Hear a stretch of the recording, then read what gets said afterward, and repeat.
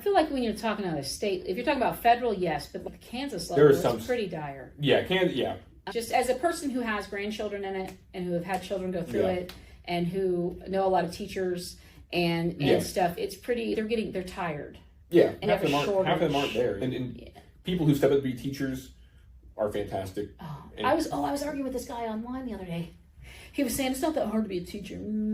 I coach this basketball and soccer and all this stuff. And I was like, you get first of all, we're talking about sometimes 20, 25 6-year-olds. Get out of here. Get out of here. Just the noise alone. Yeah, there are bellwether moments. So I never actually ended up just due to financial situations, I couldn't afford to pay to work full-time to not make money. I never did my student teaching for the last semester of my degree, so I was blessed to be able to have an alternate path of... But did you do the one where you went for 10 hours at each thing? When I was going to be an English teacher, I took this one class where I did 10 hours at elementary. I just observed 10 hours at middle school and observed 10 hours at high school. I'm sure it is something similar to that. I know the method or the requirements always change. Yeah. But I never did that, so I never got... I forget what there was a massive... I didn't do it. Massive project you have to do during student teaching as part of your licensure, and I never did that. And then and I still could take the praxis today when it just comes to doing stuff. But a year later, they just said, actually, you don't need to do that to be a teacher anymore. It's like, we're just. And so, they are. So on top of texting all my teacher friends, like, you guys did all. I think there's programs now that even if you just have a bachelor's, that they'll get you in. Yeah, they still have to prioritize. I've been looking, when it comes to, I've been unemployed in a way since January. I've been looking at these jobs. I've been looking at being teacher jobs. Am I desperate? Yes. So they have to honor and give priority to teachers that are licensed. But then if they don't have a viable candidate from that pool, then they can move over to unlicensed teachers. Okay. And that goes that's my understanding. If more than me. Yeah. Sorry for speaking I think that's my understanding too. I just remember a big hubbub when they changed it. And people were like, what? Yeah. And they were like, what do you want us to do? We need teachers. Yeah, but it's the fact that now we allow, and not like necessarily in a negative way, but now that we allow teachers that don't have a background in education when it comes to their education, it's like, okay, we're starting, like these are the telltale signs of something we need to course correct. And that's not like, yeah, because I have a degree in accounting, but that doesn't mean I can go teach kids accounting. Yeah, like... I'm not a teacher. I love solving problems. Do not hire me as a civil engineer. I'm not even a trainer. Yeah. I can't even train people at a job very well because I have no patience. And I want to snatch that. I want to be like, just give me it. Yeah. This is what you do. And that's not how you train people. And so I'm not the best. I could do preschool. That's it. I love 3 and 4 year olds. But once they get...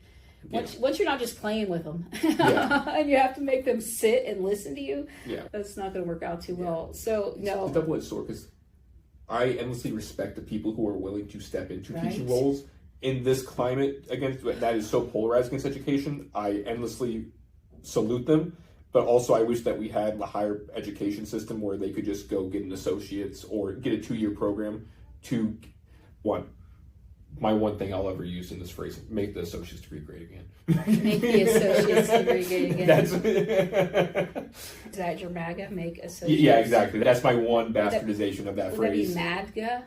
Yeah, it doesn't roll you off the tongue. You have to have the D there? Yeah. MADGA? Yeah. But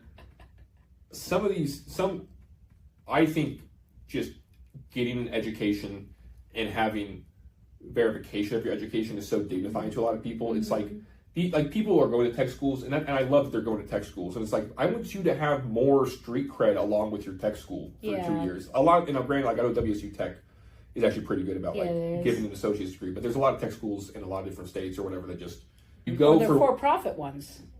Yeah, you go for what's essentially 2 years, and then you're kind of just going off your word and off of an government verified piece of paper from a private organization. Like you should have your street cred from your education from that, and you should be able to build on that to a bachelor's.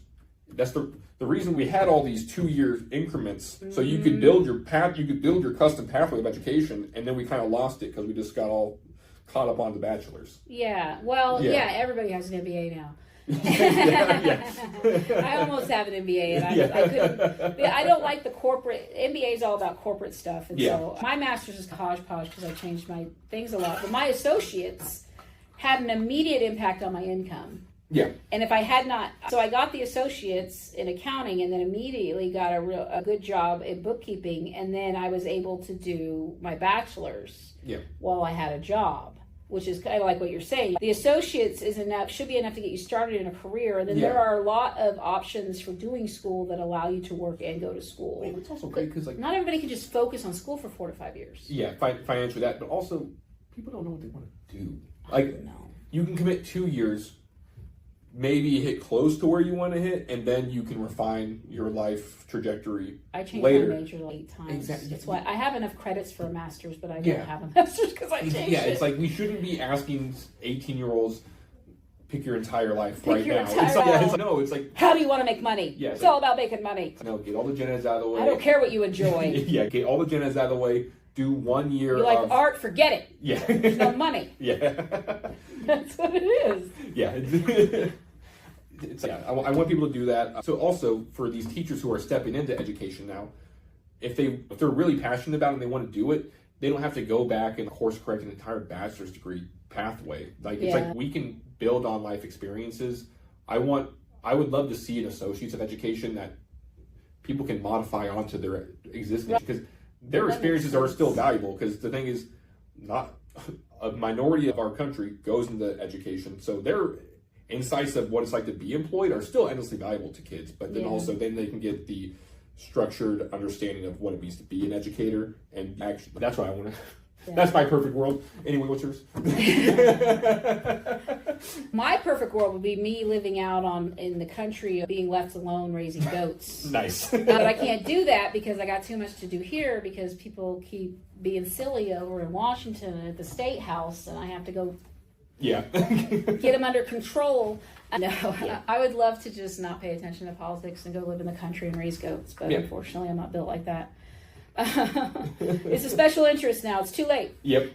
Oh no, I weaponized my neurodivergence on it. Well, if I'm going to be passionate about something, and thankfully it's something hopefully a little useful. Yeah. I don't have a room full of trains or anything that just to play with by myself. At least there's something hopefully useful. I feel like I'm doing something sometimes.